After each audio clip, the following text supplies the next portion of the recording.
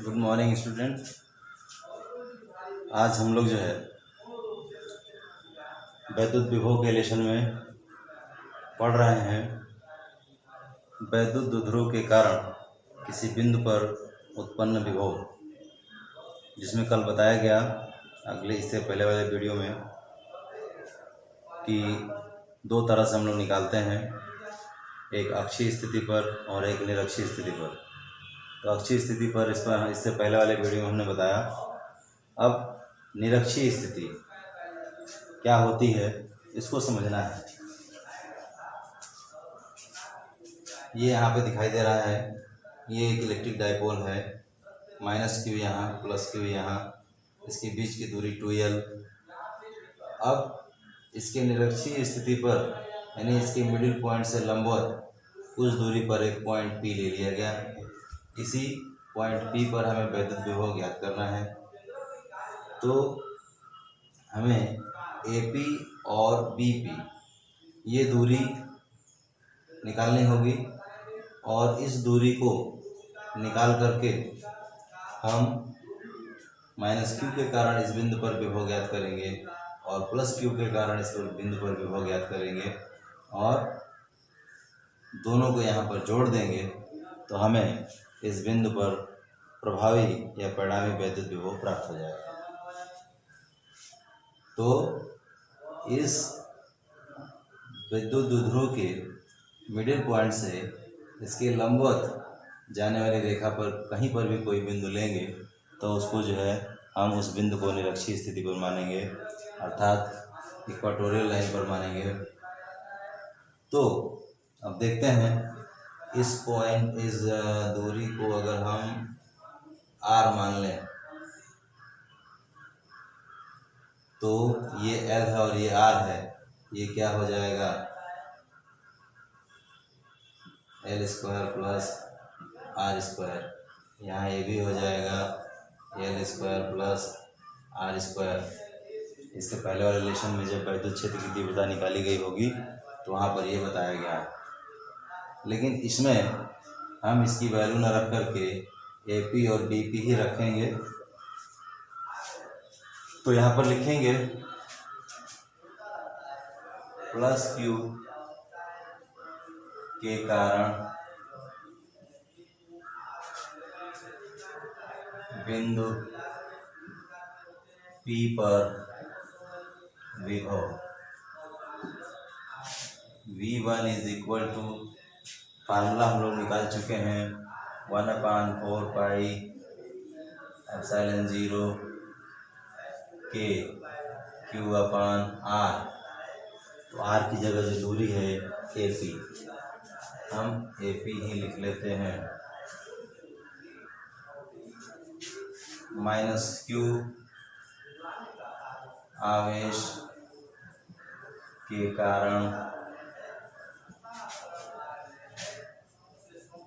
बिंदु P पर विभव, इसको V2 कर लेते हैं। V2 के लिए भी 1/4 पाई ε0 K × -q/BP। और इस तरह से हम देख सकते हैं कि AP = BP है, ये बराबर इसके होगा। अब बिंदु P पर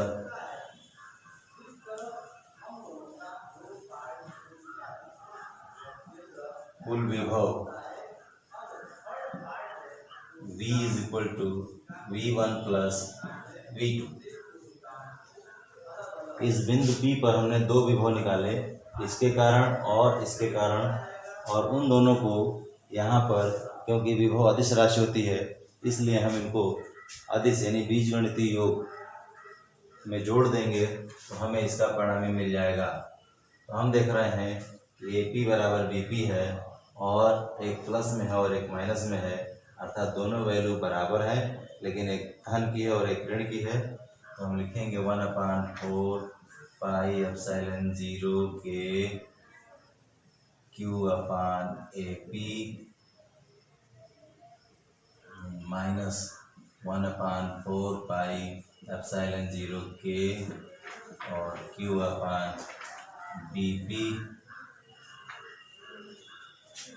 तो जब ए पी और बी पी जब आपस में बराबर है तो दोनों वैल्यू सेम हुई, तो ये और ये आपस में कट जाएंगे, अर्थात v = 0। अर्थात हम ये कह सकते हैं किसी वैद्युत द्विध्रुव के कारण उसकी निरक्षीय स्थिति पर स्थित किसी भी बिंदु पर वैद्युत विभव शून्य होता है। लेकिन अगर वैद्युत क्षेत्र की तीव्रता की बात की जाए, हमने E निकाला होगा, तो वो E यहाँ पर शून्य नहीं होता है, क्योंकि वो सदिश राशि होती है, इसलिए उसकी गणना थोड़ी अलग होती है। इस प्रकार से हमसे अगर कोई कभी पूछे कि किसी वैद्युत द्विध्रुव द्वारा उसकी निरक्षीय स्थिति पर स्थित किसी भी बिंदु पर विभव कितना होगा, तो हम बताएंगे कि उस पर विभव शून्य होगा।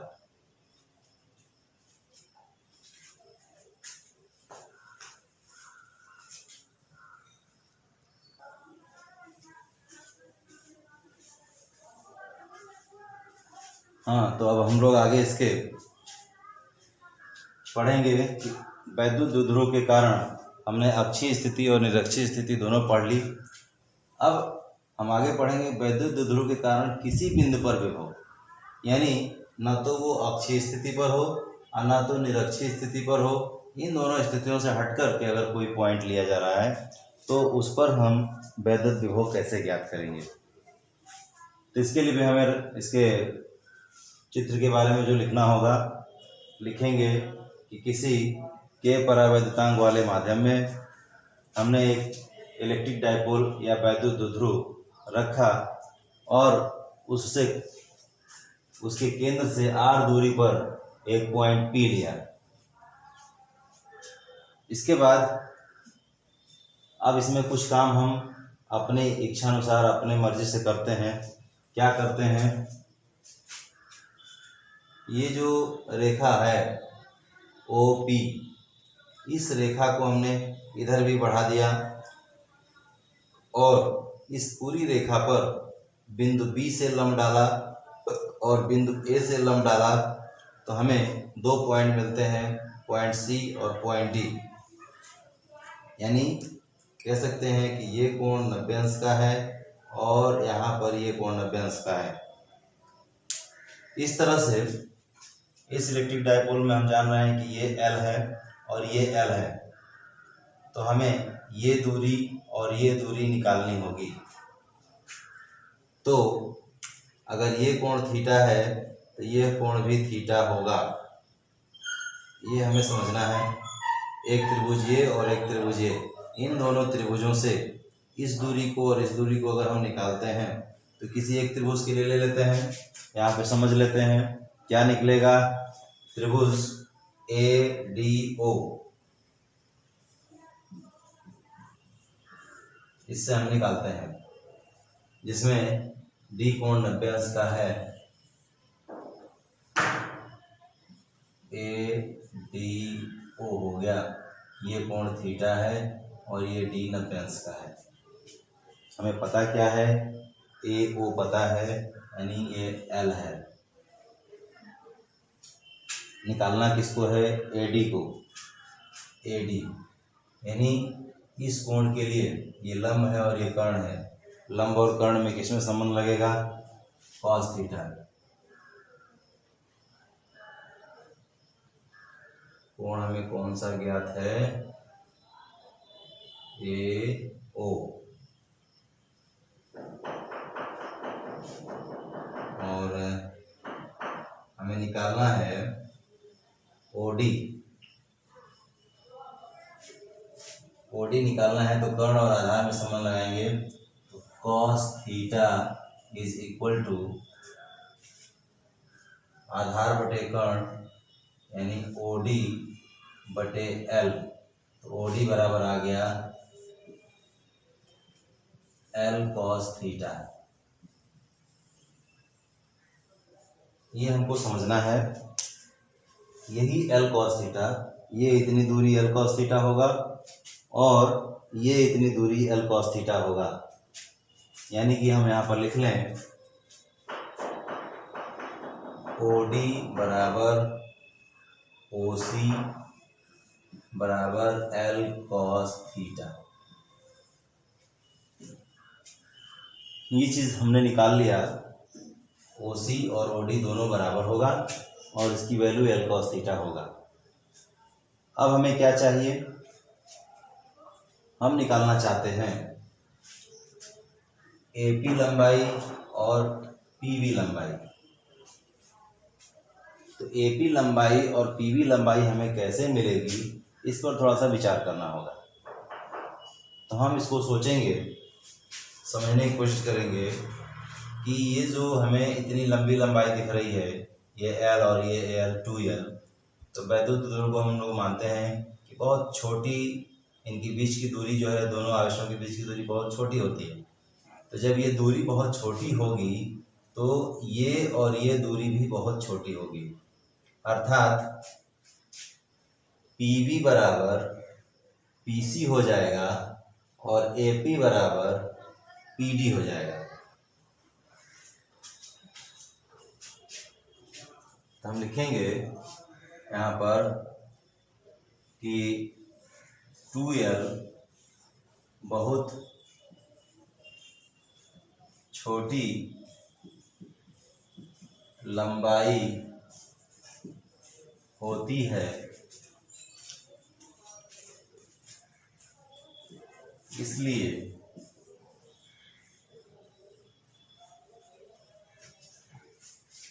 AP बराबर PD, AP बराबर PD। और PD जब निकालेंगे तो आप देखेंगे कि PO ये तो R है और R में क्या जुड़ेगा, L cos थीटा, तब जाकर के PD हमें पूरी दूरी मिलेगी।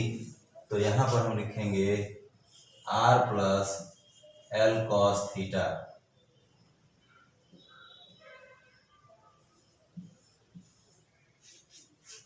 तो AP बराबर PD बराबर R plus L cos theta, ये हमें लंबाई मिल गई AP की। अब PB की लंबाई चाहते हैं हम, तो PB बराबर, हमने बताया कि जब ये बहुत छोटी लंबाई होगी तो ये लंबाई और PC लंबाई दोनों एक दूसरे के बराबर होंगी लगभग। तो यहाँ पर हम लिखेंगे PC बराबर, अब PC को निकालेंगे तो देखेंगे कि OP में से OC घटा दें तो हमें PC मिल जाएगा। यानी ये पूरी है R में से L cos थीटा निकल जाएगा तो हमें PC मिल जाएगा, PC बराबर PB होगा। तो यहाँ पर लिखेंगे R minus L cos theta. यही इसमें मुख्य रूप से समझने की बात है। इसको आप लोग, हम फिर से चाहेंगे कि आप लोग एक बार अच्छे से सुन लें और समझ लें। ये एक इलेक्ट्रिक डाइपोल बना हुआ है, इससे मिडिल पॉइंट से R दूरी पर एक पॉइंट P है। इसी पॉइंट P पर हमें वैद्युत विभव अर्थात इलेक्ट्रिक पोटेंशियल जो हमें कैलकुलेट करना है। तो इसके लिए हमने क्या किया, इस लाइन को आगे बढ़ाया, पॉइंट A से पॉइंट D यानी A से इस OP लाइन पर हमने एक लंब डाला जो इस बिंदु D पर मिलता है, तो AD को मिलाया। फिर ठीक पॉइंट B से इसी OP लाइन पर एक लंब खींचा जो BC लंब है, और जब ये लंब खींच लिया हमने तो उसके बाद हमें AP लंबाई और PB लंबाई कैलकुलेट करनी है। तो ये लंबाई, इसको जब हम बहुत छोटा मान लेंगे उस कंडीशन में ये PC और PB एक दूसरे के बराबर होंगे और AP और PD एक दूसरे के बराबर होंगे। तो यहाँ पर AP बराबर PD कैसे मिल रहा है, P यहाँ है, D यहाँ है, ये आर हम इतना जानते हैं और ये इतना प्लस करना है, तो R plus L cos theta यहाँ जुड़ गया। और अब पी वी चाहिए, तो पी वी बराबर पी सी होगा, और पी सी जब निकालेंगे तो इस आर में से ये इतना घट जाएगा, तो घटेगा क्या, एल कॉस थीटा, क्योंकि यहाँ पे सामने दिख रहा है कि ओ डी बराबर ओ सी बराबर L cos theta. L cos theta ये कैसे आया, हमने यहाँ त्रिभुज में बताया, समझाया। अब जब ये दोनों दूरियां निकल गई तो हम माइनस पी के कारण उत्पन्न विभव और प्लस क्यू के कारण उत्पन्न विभव निकालेंगे और दोनों को उस बिंदुओं पर जोड़ेंगे, तो हमें परिणामी विभव प्राप्त हो जाएगा। तो लिखेंगे प्लस क्यू के कारण विभव V1 बराबर 1/4 पाई एप्सिलॉन 0 के Q अपान क्या होगा, प्लस क्यू के कारण निकाल रहे हैं, तो प्लस क्यू के कारण PV, और PV की जगह क्या आया है, R minus L cos theta, तो R minus L cos theta. इसी तरह से निकालेंगे माइनस क्यू के कारण विभव V2 बराबर 1/4 पाई एप्सिलॉन 0 के Q अपान, इसके लिए AP होगा, तो AP बराबर PD बराबर R plus L cos theta. यहाँ पर हम लिखेंगे R plus L cos theta. इस तरह से हमने प्लस क्यू के कारण और माइनस क्यू के कारण उत्पन्न विभव V1 V2 कैलकुलेट कर लिया। अब बिंदु P पर अगर हम परिणामी विभव निकालना चाहते हैं तो लिखेंगे बिंदु P पर परिणामी विभव V बराबर V1 प्लस V2। इन दोनों को जोड़ लेंगे। जोड़ने के प्रोसेस में देखिए क्या करना है, V इज इक्वल टू, यहाँ पर माइनस क्यू लिखा जाएगा, तब ये माइनस में आएगा। देखिए, तो V1 पहले लिखेंगे और V2 को बाद में लिखेंगे, तो 1/4 पाई एप्सिलॉन 0 के Q अपान R minus L cos theta minus 1/4 पाई एप्सिलॉन 0 के Q अपान R plus L cos theta. इसमें आप देखेंगे कि Q अपान इतना और Q अपान इतना दोनों कॉमन है, तो हम कॉमन कर लेंगे Q अपान 4 पाई एप्सिलॉन 0 के, और ब्रैकेट में बचेगा 1/R minus L cos theta minus 1/R plus L cos theta.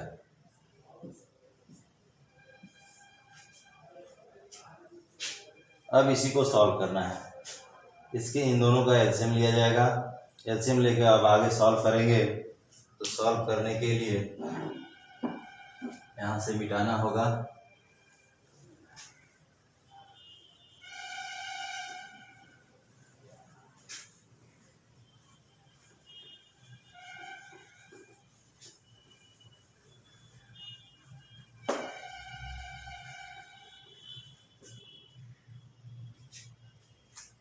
चलिए, V is equal to Q upon 4 pi epsilon 0 के,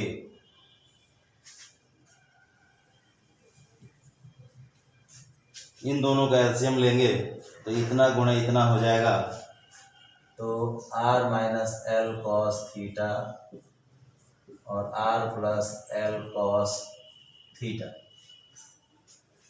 जब इसका भाग देंगे तो ये बचेगा, तो इसको पहले लिखेंगे, 1 में गुणा होगा तो R plus L cos theta minus sine है, इससे जब भाग देंगे तो ये बचेगा R minus L cos theta, और यहाँ माइनस पहले से लगा हुआ है तो minus R plus L cos theta हो जाएगा, साइन चेंज हो जाएंगे तो आर से आर कट गया, क्या मिलेगा क्यू अपान 4 पाई एप्सिलॉन 0 के, और एल कॉस थीटा और एल कॉस थीटा जुड़ जाएगा तो 2l कॉस थीटा, इन दोनों का आपस में गुणा करेंगे तो R square minus L square cos square theta मिल जाएगा हमें। अब इस क्यू का गुणा अंदर कर दीजिए तो 1/4 पाई एप्सिलॉन 0 के और 2ql cos theta R square minus L square cos square theta बराबर 2ql इज इक्वल टू, इससे पहले हमने बताया था कि P होता है किसी भी इलेक्ट्रिक डाइपोल का आघूर्ण, तो 1/4 पाई एप्सिलॉन 0 के into 2ql is equal to P, तो 2ql is equal to P लिख देंगे तो P cos theta upon R square minus L square minus cos into cos square theta यहाँ पे आ रहा है, इसको यहाँ पे लिखेंगे एक लाइन कि आर की तुलना में L, R is greater than L, अर्थात आर की तुलना में एल बहुत छोटा है, तो उस कंडीशन में R square is greater than L square cos square theta, तो ये आर स्क्वायर इसकी तुलना में बहुत बड़ा होगा, तो इस L square cos square theta को नगण्य मान लेंगे, अर्थात L square cos square theta नगण्य होगा। जब ये नगण्य हो जाएगा यानी जीरो हो जाएगा, नगण्य का मतलब जीरो, शून्य, तो यहाँ पर क्या बचेगा सिर्फ आर स्क्वायर, तो हम यहाँ पे लिखेंगे आर स्क्वायर।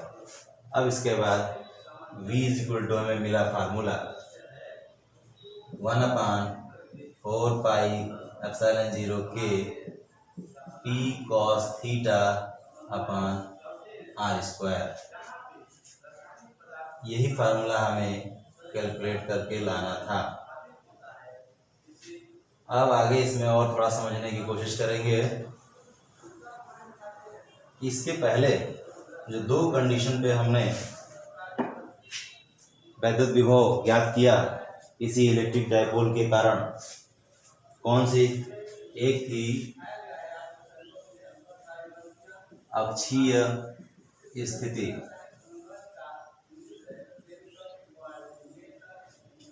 अक्षीय स्थिति कहाँ मिलती है? ये पॉइंट हमें इस लाइन पर कहीं होगा, तो जब ये पॉइंट इस लाइन पर कहीं होगा अक्षीय स्थिति पर, तो उस कंडीशन में ये थीटा होगा, जीरो होगा। तो अक्षीय स्थिति के लिए theta is equal to zero, तो जब हम यहाँ theta is equal to zero लिख दें तो v इज इक्वल टू क्या मिलेगा 1/4 पाई एप्सिलॉन 0 के इंटू कॉस 0 की वैल्यू 1,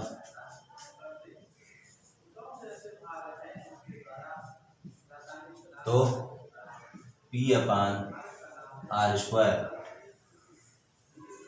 ये फार्मूला होगा अक्षीय स्थिति के लिए, जिसको हम लोगों ने कैलकुलेट किया था इससे पहले वाले वीडियो में।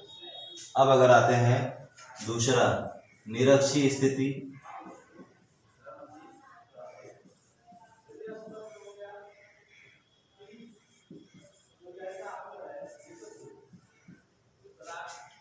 निरक्षीय स्थिति में क्या होता है, जो अभी इसी वीडियो में आप लोगों ने पढ़ा है, ये अगर आपका वैद्युत द्विध्रुव है, इलेक्ट्रिक डायपोल है, तो इससे सेंटर से ठीक लंबवत जाने वाली रेखा पर पॉइंट होता है, यानी ये थीटा कितने अंश का बनेगा, 90 अंश का। तो निरक्षीय स्थिति पर इसी फार्मूले में हम थीटा इक्वल टू 90 रख दें तो क्या होता है, cos 90 इज इक्वल टू 0। तो हमें v क्या मिलेगा, ये cos 90 हुआ, cos 90 हो गया 0। जब ये 0 हो जाएगा तो हमारा ये टोटल वैल्यू 0 हो जाएगी। तो उस कंडीशन में हमें v इज इक्वल टू यहाँ पर 0 मिलेगा। यानी हम ये कह सकते हैं कि ये जो हमने फार्मूला निकाला, यह फार्मूला ही एक अभीष्ट फार्मूला है इसके लिए कि किसी वैद्युत द्विध्रुव के कारण किसी भी बिंदु पर उत्पन्न वैद्युत विभव को कैलकुलेट करने के लिए ये फार्मूला है। इस फार्मूले को अगर हम याद रखते हैं और उसके बाद हमसे अक्षीय स्थिति या निरक्षीय स्थिति की बात करता है तो थीटा इज इक्वल टू 0 या थीटा इज इक्वल टू 90 रख करके हम उन कंडीशन पर भी इसकी वैल्यू निकाल सकते हैं। तो इस तरह से हम समझते हैं कि बच्चे जो है इसको घर पे पढ़ने की कोशिश करेंगे बुक से और समझने की कोशिश करें, समझ करके जो है अपना नोट्स बनाते रहें ताकि आगे तैयारी चलती रहे और जब भी स्कूल खुलेंगे तो हम लोग आगे की पढ़ाई पढ़ सकें।